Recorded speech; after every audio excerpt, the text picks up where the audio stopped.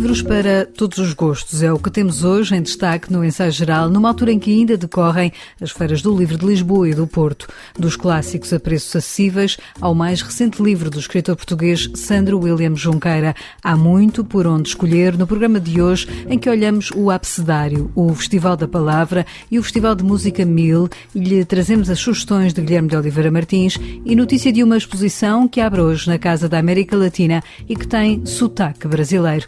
Seja bem-vindo ao Ensaio Geral.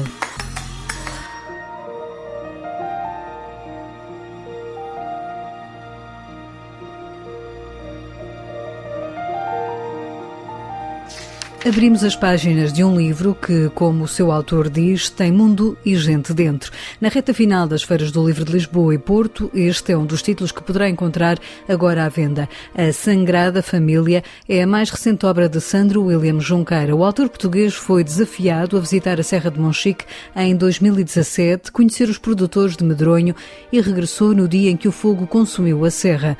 Do terreno trouxe cheiros, histórias, imagens que lhe serviram de ingredientes para o livro que diz marcar uma viragem na forma de praticar a literatura. Para já o livro nasce de um lugar diferente dos meus livros anteriores.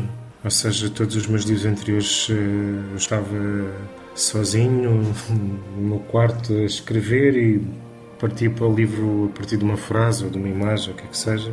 E este livro nasce de um lugar diferente, porque nasce de um convite do Giacomo Scalisi, que é um dos responsáveis de Lavrar o Mar, e para escrever textos para serem interpretados nas destilarias do Medronho em Monchique. Fui lá e conheci as pessoas, os produtores, as pessoas que fazem a destila, ou seja, reuni material concreto, real. No fundo, acho que este livro acho que pode ser um livro de transição, mesmo na minha forma de olhar a literatura, ou seja, desci da torre para beber do mundo, entrar no mundo. Este livro tem mundo, tem pessoas, e foi uma coisa que eu descobri durante o processo e que me interessou. O livro nasceu de textos para serem representados. As suas personagens, como Manuel Monteiro, Teodoro, Ezequiel e Filomena, dão nome a cada capítulo. São histórias de vidas que foram tocadas pelos grandes incêndios, como o que em 2018 devastou Monchique e que levou o escritor Sandro William Junqueira de regresso ao território, onde encontrou as histórias para contar. E fomos lá ao local onde tínhamos estado meses antes a assistir à devastação em direto, e foi uma experiência muito impactante e terrível, e voltei a falar com as pessoas que tinham perdido, com as pessoas que tinham perdido tudo de um momento para o outro, e esse ponto foi um ponto de viragem até depois na própria história.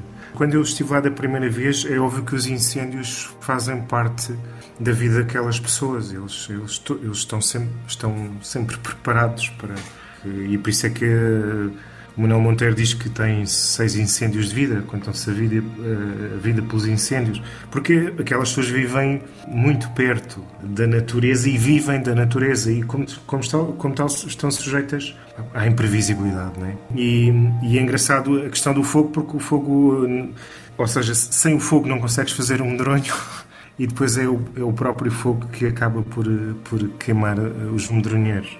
Há esse duplo sentido também.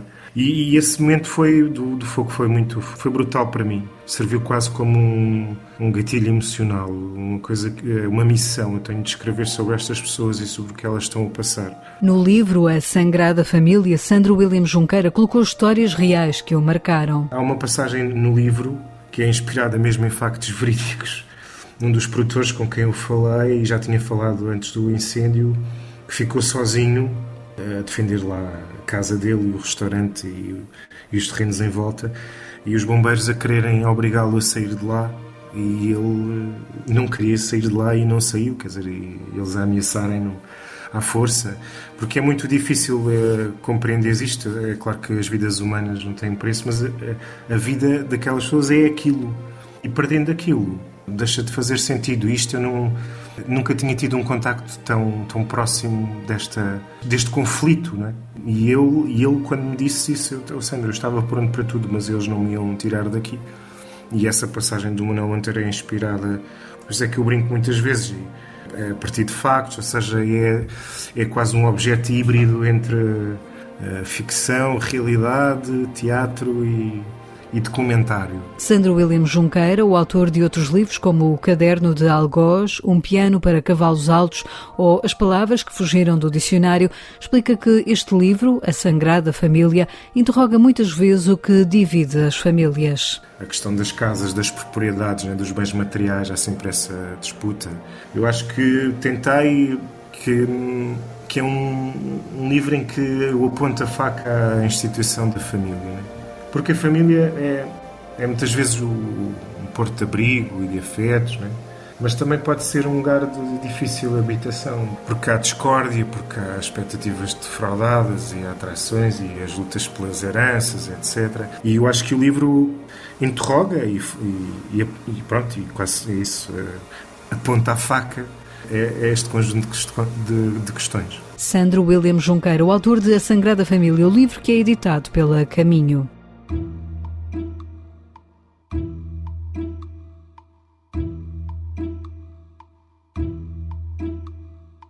Começou hoje e decorre até domingo a terceira edição do Abecedário, Festival da Palavra. Este ano, este evento, que pretende promover as livrarias de rua e a leitura, escolheu como palavra-chave proximidade. Num ano marcado pelo distanciamento social, o festival quer chegar a mais gente e optou por divulgar os seus conteúdos através das redes sociais em emissões digitais. Assim, este ano, o Abecedário vai ligar 6 livrarias de vários pontos do mundo de língua portuguesa, além das livrarias de Lisboa, como a Barata, Tinta nos Nervos e Stolen Books, ou a Gigões e a Nantes de Aveiro. O festival vai também estabelecer contacto com a livraria Zacara, de São Paulo, no Brasil, e a Pedro Cardoso, na cidade da Praia, em Cabo Verde. Será um formato adequado ao ano pandémico que vivemos, explica o programador Carlos Moura Carvalho. Depois deste ano e meio de pandemia, pensámos logo em janeiro que teríamos que nos reaproximar todos uns dos outros, da cultura e das livrarias,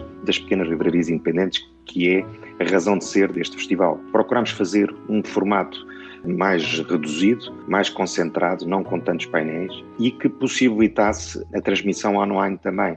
E, portanto, arranjámos aqui um sistema que, preferencialmente, as conversas são nas livrarias, mas depois temos uma ou duas pessoas que falam de fora e de livrarias parceiras. Um dos intervenientes vai falar da Aveiro, da livraria Gingões e Anantes, e o ministro de Cabo Verde, o ministro da Cultura e das Indústrias Criativas, o Abrão Vicente, vai falar no último painel a partir da livraria Pedro Cardoso na Praia. E temos também uma conversa super interessante entre escritores, que alguns vão estar na livraria Zacra, em São Paulo, que é uma livraria fantástica e é uma referência, uma programação super cuidada, e acho que vai ser muito interessante. As conversas são diversificadas, com temáticas que vão do ambiente à informação, passando pela arte e a literatura. Carlos Moura Carvalho, da organização do Abecedário, deixa aqui um apanhado dos diferentes painéis de conversa. Temos a sociedade aberta sobre a questão da cidadania participativa, da sustentabilidade. Depois temos a questão da informação, se a informação quer-se próxima ou não. Estão a surgir projetos interessantes de imprensa de proximidade, já nem se fala na imprensa local, como é agora a mensagem de Lisboa, mas ao mesmo tempo temos o paradoxo da censura, enfim, de cultura de cancelamento nas redes sociais. Como é que estes novos tempos vamos gerir este ponto de equilíbrio? E depois temos a tal conversa entre escritores de Portugal e do Brasil sobre a língua, sobre a cultura, sobre os desafios para as pequenas livrarias. E temos a arte ao virar da esquina, sobre a arte pública, com o Manuel Lima, o designer, e a Vanessa Teodoro e a Rejane Cantoni, que é uma artista brasileira interessantíssima, que vai falar de São Paulo. Para finalizar, o tal painel também na Barata sobre a nova vida, como vamos viver o amor, a amizade, o relacionamento social, depois deste tempo em que estamos ainda dominados por máscaras e desconfiança. Como é que vamos seduzir, como é que se namora, descobrir novas pessoas, como é que vamos estar num relacionamento social, e é isso que vamos procurar. As tertúlias do Abecedário, Festival da Palavra, terão público reduzido nas livrarias mediante as regras de distanciamento de pandemia, mas terão transmissão nas redes sociais e pode assistir sem sair de casa.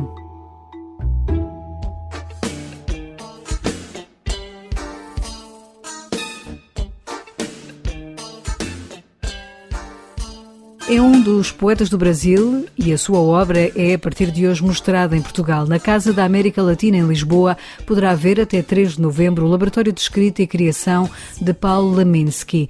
É a primeira vez que esta exposição é mostrada fora do Brasil e dá a conhecer a vida e obra do poeta brasileiro multifacetado.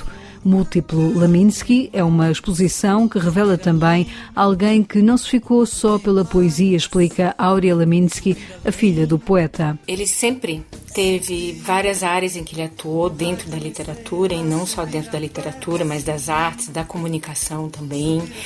Mas ele acabou ficando realmente muito conhecido e ganhou notoriedade com a sua poesia. E a gente percebe que até essas outras áreas em que ele atua, a poesia sempre esteve muito presente. Na música, ele não foi só letrista, ele também foi compositor.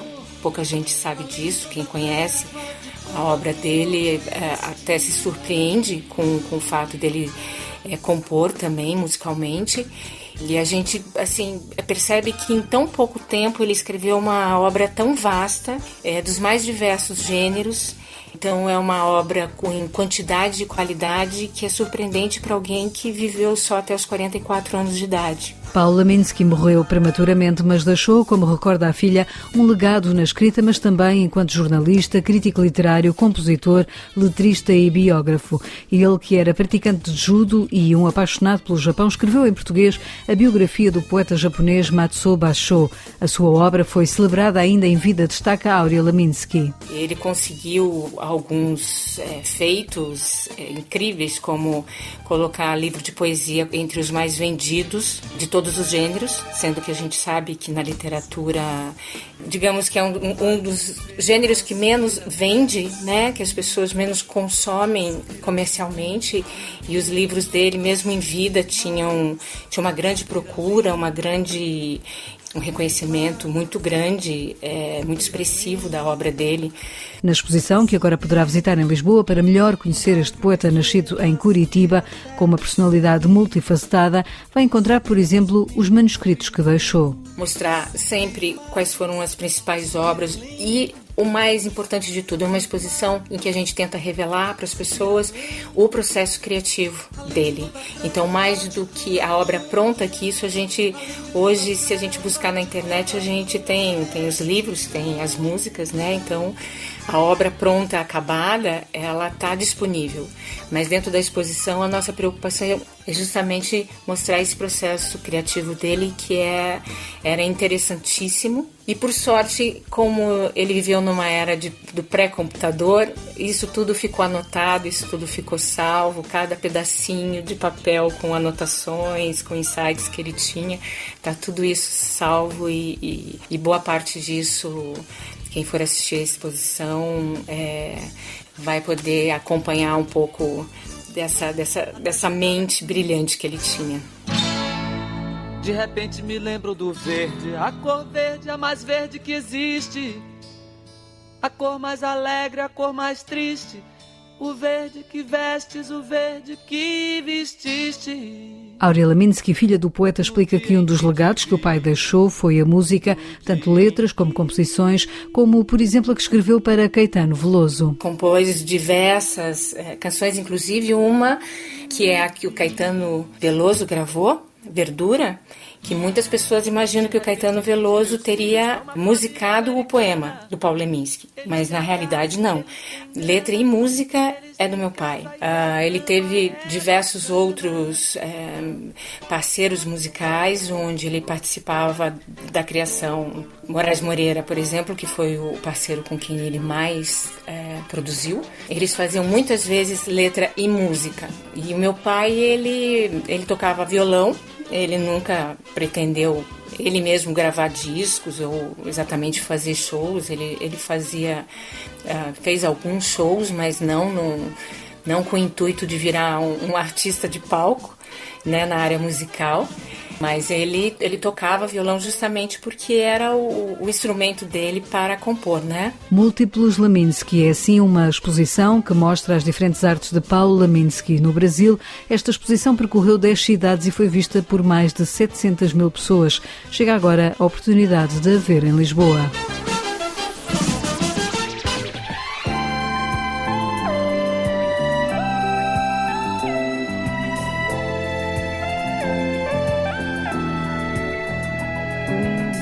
Está aí o último fim de semana das Feiras do Livro de Lisboa e Porto e uma oportunidade para conhecer uma nova coleção de clássicos. A celebrar 75 anos de vida, a conhecida coleção Penguin Clássicos chegou finalmente a Portugal. A coleção apresenta 3 clássicos em português. São eles Os Maias, de Eça de Queiroz, o livro de Cesário Verde e Triste Fim, de Policarpo Quaresma, do brasileiro Lima Barreto. Mas há também clássicos internacionais traduzidos para português, como Um Quarto Só Seu, de Virginia Woolf, com prefácio da poetisa Ana Luísa Amaral, ou Metamorfose, de Franz Kafka. São livros que querem incentivar a leitura e a preços acessíveis, conta Clara Capitão, diretora editorial da Penguin em Portugal. A Penguin Classics é, como muitos ouvintes saberão, uma das coleções mais antigas de clássicos do mundo e que nasceu com uma ideia muito simples e muito bonita, que foi a de democratizar a leitura e de tornar acessível aos leitores a leitura dos clássicos em edições cuidadas, mas de preço baixo. Em Portugal, o espírito será exatamente o mesmo, termos uma programação regular e ambiciosa, baseada em clássicos, todos no domínio público, porque é esse o espírito dos Penguin Classics em língua inglesa, numa variedade de géneros literários e também de geografias, portanto, de origens dos autores, que nós esperamos que reflitam também uma diversidade de visões do mundo e de formas de encarar a literatura e de transmitir o que nas alturas, nas épocas em que os autores escreviam, aquilo que os preocupava, inquietava ou levava a querer escrever. Teremos poesia, ensaio, prosa e de línguas diversas, e será esse o plano para o futuro. Ao abrir estes clássicos, terá em muitos casos prefácios ou leituras críticas sobre o livro feitas por nomes bem conhecidos. É o caso de Francisco Louçã, que assina o prefácio de Discurso sobre a Origem e os Fundamentos da Desigualdade entre os Homens, do francês Jean-Jacques Rousseau, ou do queirosiano Carlos Reis, que faz a introdução aos Maias. Além das traduções de qualidade em língua inglesa e também em língua portuguesa, haverá sempre um extra, portanto um prefácio ou notas críticas, quando a edição assim justifique, algo que, sempre da perspectiva do prefaciador, coloque o livro em diálogo com o presente e que o torne mais relevante, mais pertinente, mais instigante, não é?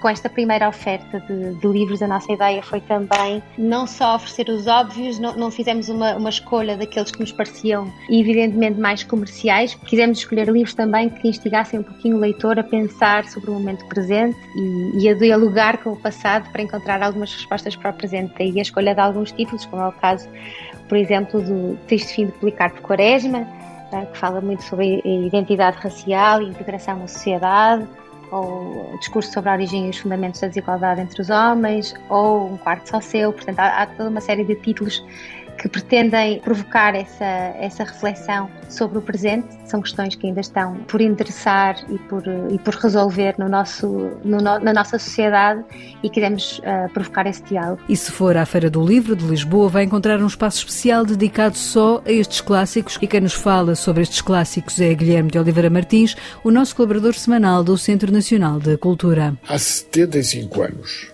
surgiram no Reino Unido os primeiros títulos da coleção Penguin Clássicos, com a Odisseia de Homero. Estava-se em 1946. Agora chegam a Portugal os títulos no nosso idioma desta coleção clássica. Desde 2014 havia o sonho, mas agora pode realizar-se. A ideia é democratizar a leitura e o acesso às obras universais, recusando a lógica de que os grandes livros estão reservados para muito poucos. Entre as 7 primeiras obras a publicar nesta coleção, encontra-se do brasileiro Lima Barreto, que morreu em 1922, Triste Fim, de Policarpo Quaresma. Do que se trata é de uma crítica severa à burocracia da República Velha Brasileira e a uma sociedade fechada e formalista. Os restantes títulos inaugurais são Um Quarto Só Seu, de Virginia Woolf, com prefácio de Ana Luísa Amaral, A Quinta dos Animais, de George Orwell, que já se chamou entre nós O Triunfo dos Porcos, Os Maias, de Eça de Queiroz, com prefácio de Carlos Reis, A Metamorfose de Kafka, com prefácio de Gonçalo Vilas Boas, e o livro de Cesário Verde, graças à iniciativa póstuma do amigo do poeta Silva Pinto, agora com prefácio de Paula Mourão. E ainda discurso sobre a origem e os fundamentos da desigualdade entre os homens, de Jean-Jacques Rousseau, com prefácio de Francisco Louçã. Mas recordemos que os primeiros livros de bolso da Penguin surgiram em 1935, graças a Alan Lane, com obras de Hemingway, André Maurois, Agatha Christie, com o selo editorial da Bodley Health. Laranja para a ficção, azul para a biografia e verde para o crime. O êxito do livro de bolso deveu-se ao desenvolvimento da leitura, sendo a capa mole e o baixo custo um extraordinário incentivo, enquanto a capa dura pressupunha uma maior durabilidade e a possibilidade de guardar o livro. Hoje, os clássicos britânicos da Penguin têm 1.200 títulos publicados e continuam a ser um sucesso. Em 1970, o fundador, Alan Lane, morreu e houve que reforçar a empresa financeiramente com a compra pela Pearson Longman. E a Penguin tornou-se um símbolo de cultura e a cultura um sinónimo de leitura.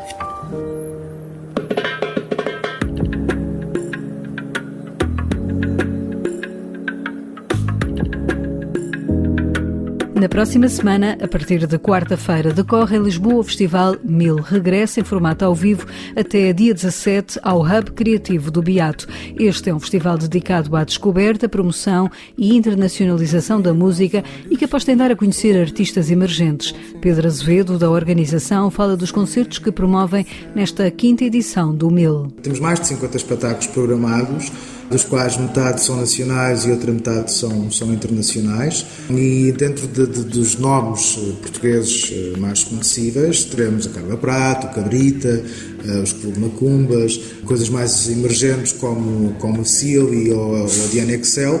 E depois temos aqui alguns nomes internacionais, como a Naima Bock, que é a baixista das Got Girl, que vai fazer a sua estreia a solo. Temos a Indy, que é uma franco-brasileira, também vai fazer a sua estreia em Portugal com o seu disco de estreia. Portanto, temos aqui uma grande variedade de artistas e de géneros que ao longo de 3 dias se vão desdobrar pelo Hub Criativo do Beato e que têm efetivamente esta oportunidade de estarem inseridos numa base de dados de profissionais, onde podem ter os profissionais a ver os seus concertos. E daí podem nascer coisas. Portanto, isto não é uma Web Summit de todo, mas o princípio é o mesmo. É uma oportunidade para quem está em palco de efetivamente conhecer pessoas que podem fazer com que a carreira destes artistas tenha outros voos. Além dos concertos, o Hub Criativo do Beato recebe no âmbito do festival uma convenção com um conjunto de debates, masterclasses e workshops para pensar o futuro do setor musical, explica Inês Henriques. Queremos trazer para aqui para o centro do debate esta necessidade de proteger este ecossistema, de criar mecanismos, políticas e estratégias culturais que também introduzam uma estratégia a longo prazo e uma visão a longo prazo para o desenvolvimento deste ecossistema. Ao mesmo tempo que pensamos a transformação digital e esta necessidade que nós tivemos todos de ocupar um bocadinho o espaço virtual e de retomar as ligações lá, mas também compreender o verdadeiro impacto que isto teve no ecossistema da cultura, nos artistas, nas salas, nos agentes, em todos os intervenientes. E, no fundo, pensar um bocadinho esse impacto e colocar os olhos no futuro e pensar como é que andamos daqui para a frente. Ao longo de 3 dias, de 15 a 17 de setembro, o 1000 pensa o futuro da música e aposta em dar a conhecer músicos como Euclides, antigo guitarrista da cantora Mayra Andrade, que aos 25 anos se apresentou ao público a solo na última edição do Festival da Canção. É com Euclides e o tema Ira para quê que fechamos o ensaio geral, que teve sonorização de José Luís Moreira. Voltamos de hoje a 8 dias com novas sugestões culturais para si. Até lá, boa noite e bom fim de semana.